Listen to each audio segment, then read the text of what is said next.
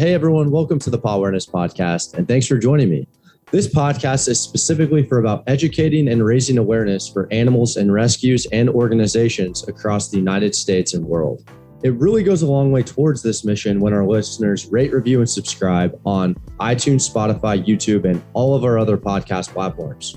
Also, be sure to check us out on our official website at pawareness.org and on social media at TikTok, Facebook, and Instagram at Pawareness_podcast. You can check us out for all of our latest bits and clips of our podcast, as well as Pet of the Week and Pet of the Month.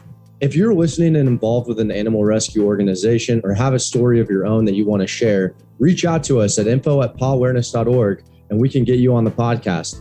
Thanks for watching, and I hope you enjoy this episode. Hey everyone, welcome to today's episode of Pawareness Podcast.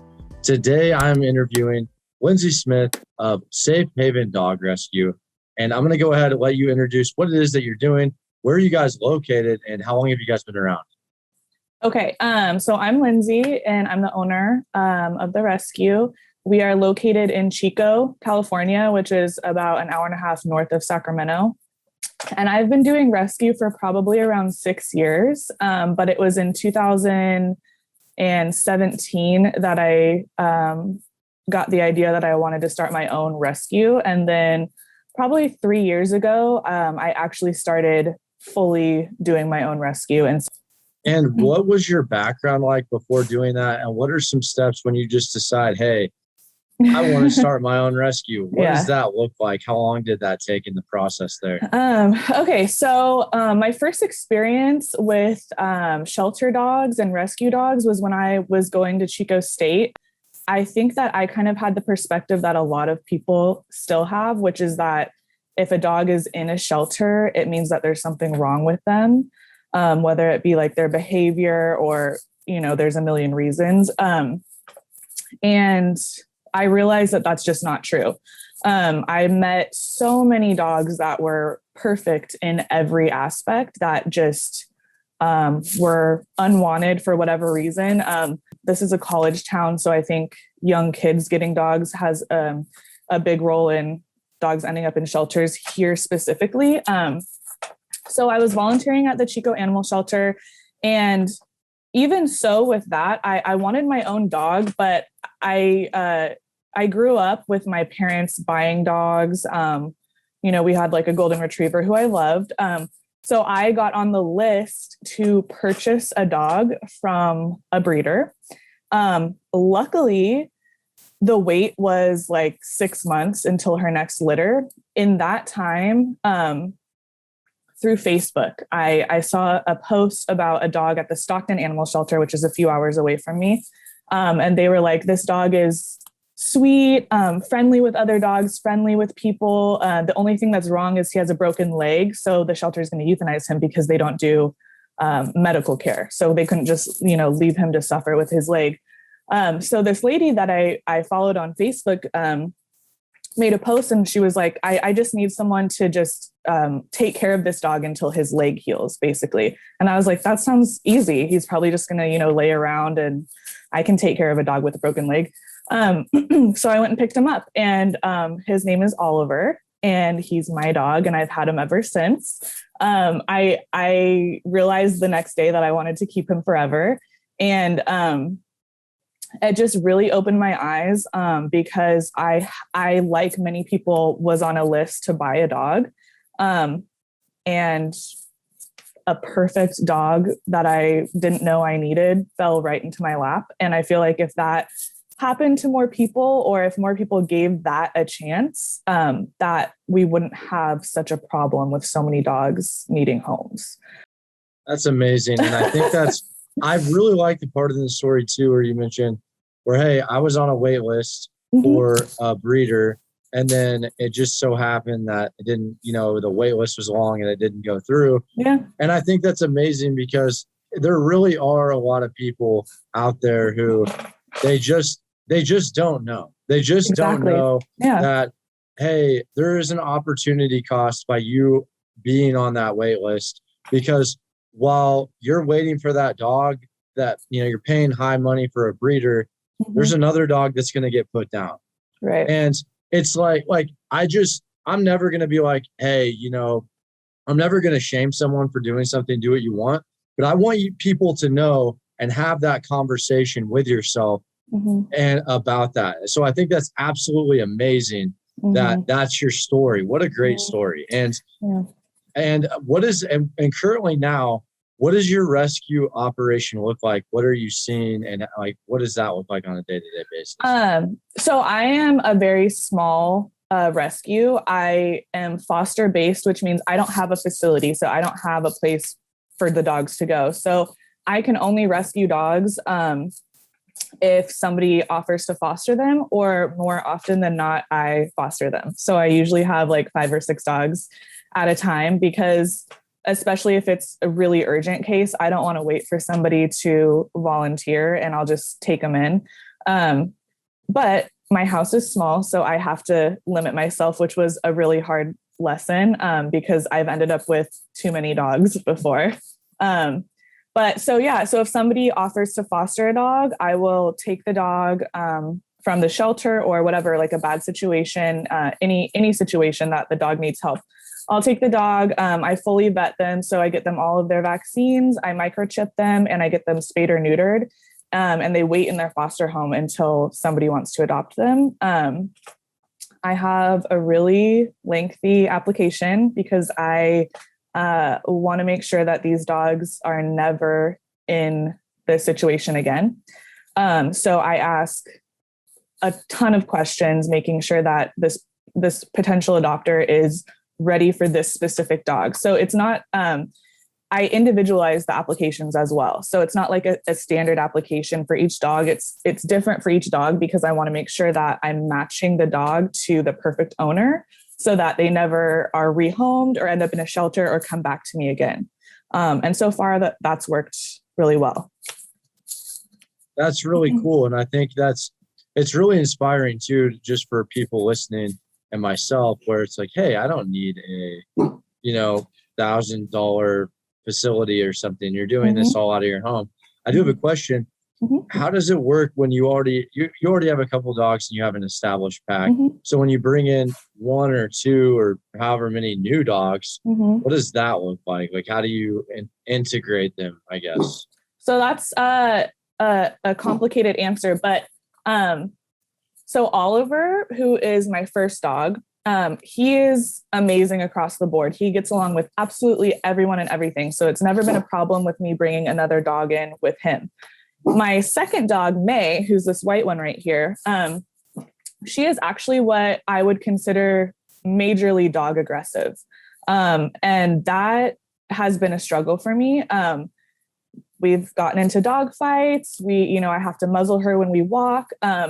It has actually really helped me, because I've learned so much about dog behavior, and I can safely bring in any dog from any situation and introduce her properly to them, and there's no issue. When I bring in a new dog, first of all, I put my dogs outside. I bring in the new dog. I let him check out the house, him or her, check out the house, see where they are, get comfortable. And then I crate them, and I crate them for 4 or 5 days. Obviously, I let them out to go to the bathroom and have their alone time with me. But I do not let my dogs interact with them for about 4 or 5 days. I let my dogs come up to the crate and sniff them. I let them interact between that barrier of the crate. And after a few days, when you let them out, it's kind of like, oh, we've been coexisting this whole time and it's fine. It also gives me a chance, like if they're growling at certain things, to kind of get an idea of what their behavior is, what triggers they might have, and how to avoid that. With the guy that's on the bed, his name is Kahuna. One of his triggers is resource guarding. He does not like sharing his food because he was starved. So when I got him, he was super skinny. So he's protective of his food, which does not make him a bad dog. It means that I need to feed him separately. So I do that to avoid fights. But it's just really important to give the new dog enough space to just relax and be themselves. If you introduce them too quickly, it could cause irreversible damage between the dog's relationship.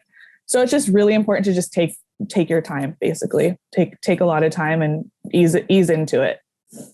That's such good advice, and I think I like the way you see the problem as well. That hey, I have a dog with this issue, and it's helped me learn this, dog behavior in a sense. So yeah, I think that's a really great way to look at it. And I know we were talking before the call, and you mentioned up in Chico. For anyone who isn't familiar with Chico, it's Northern California, and there's definitely been some fires over the last few years. Yeah. Have you or anyone had to experience foster or rescue evacuations?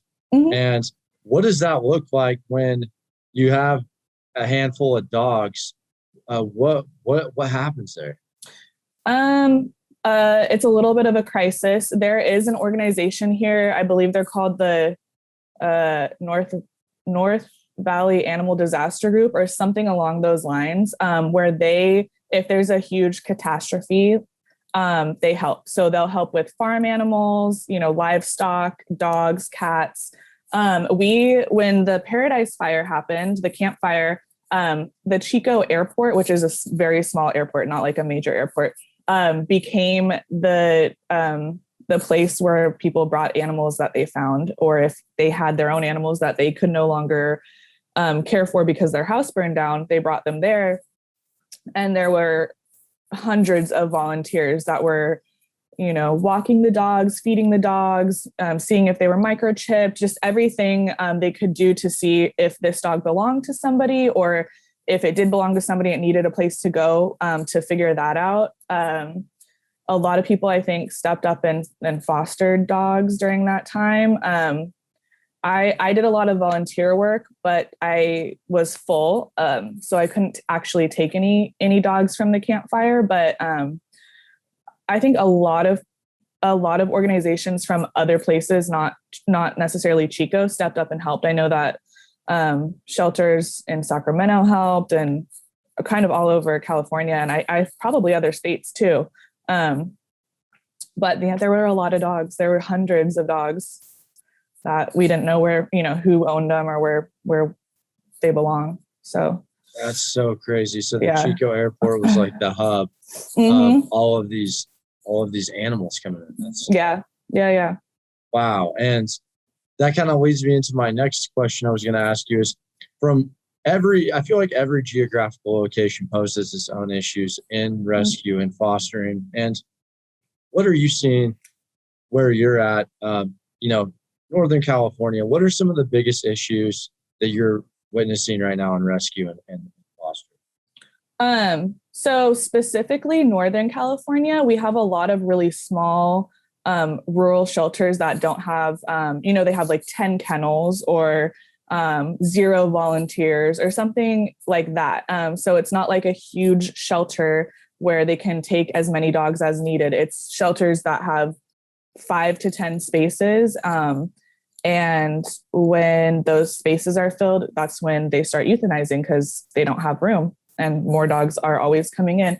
So in my area specifically, I would say that that's the biggest issue. We also have a lot of interesting people in this area that breed their dogs that are, mixed dogs or don't spay and neuter. And we have a lot of litters of puppies being posted online. People, backyard breeders trying to sell dogs here. It's definitely not as big of an issue here as it is in more populated areas like LA. I've started rescuing dogs from the LA area just because I've never seen so many dogs in shelters before. So I'm like, I will continue to help in my area, but if I see a dog that I want to help down there, I get them transported up here as well. So different issues in different parts of California, definitely. But up here, I'd say not enough resources. Yeah. And I mean, do you think that it will ever get solved? Like these issues of whether it be lack of education or just highly populated areas, just fostering just a abundant of cats and dogs. Do you think that's ever going to get solved? I hope so. The only way it is to educate the communities. People often blame the shelters. They're like, oh, this is a horrible shelter. It's a high kill shelter. They kill a ton of dogs here. Well, you have to look at how the dogs got there. The shelter isn't producing dogs. So they got there because they had a bad owner, or people didn't spay or neuter their animals and gave away the puppies, and, they end up in the shelter. For me, the only way it's going to get solved is if there's mandatory spay and neuter laws. People tend to freak out when you say that, but it's not like we're going to spay and neuter every single dog that exists and then dogs are going to go extinct. That's people's argument when you say mandatory spay and neuter. That would never happen. Never, ever. It's impossible for dogs to go extinct. We need stricter laws. We need people that have animals as pets to be required to spay or neuter them. A problem stemming from that is if people can't afford it. So I would say we need government assistance for spay and neuter. We need to make it free for people who have certain household incomes. It needs to be mandatory though, because the problem is all of these accidental litters or backyard breeders. It's not like breeders are going to not exist if we have mandatory spay and neuter laws. They will just have to jump through a few hoops and prove that they're a reputable breeder that does health testing, all that kind of stuff. It's just, we need to make it illegal for people to breed dogs without any regulations. I couldn't agree more. I could not. I think, like you said, it's easy. Everybody always wants a scapegoat, and it's easy to pin it on a rescue. Oh, this is, they killed so many this month. But like you said, look beyond that. Where are these dogs coming from? Let's dig a little deeper. So yeah, really like your take on that. And what are your plans going? You've been doing this for a little while now. You're operating in a tight system, and I like that. What are your goals for the next year or 2 years?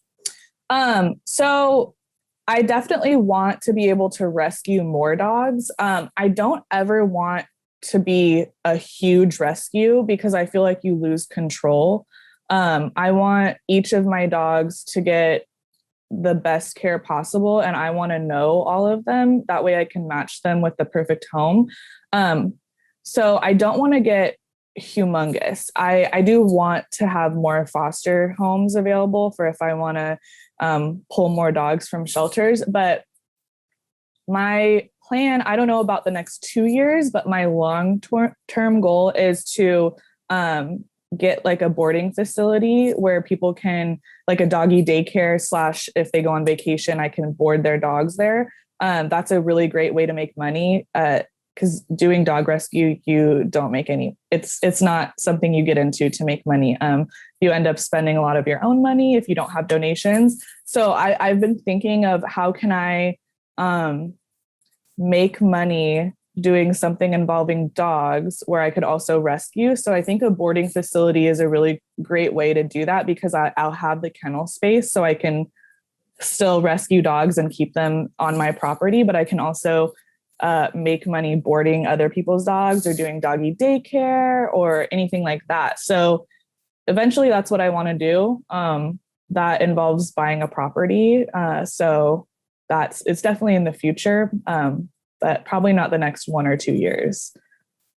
Oh, that's cool. And I think everyone in the rescue community is faced with that problem and it's how do we make money? How do we make money? Because you have to make money to sustain, to be able to help keeping these dogs. It's not cheap sometimes. So I think that's awesome. And where can people find you, follow you, reach out to you for help and follow your journey? I have an Instagram that I'm on daily, and it's just Oliver's Dog Rescue. No, punctuations or anything like that, just Oliver's Dog Rescue.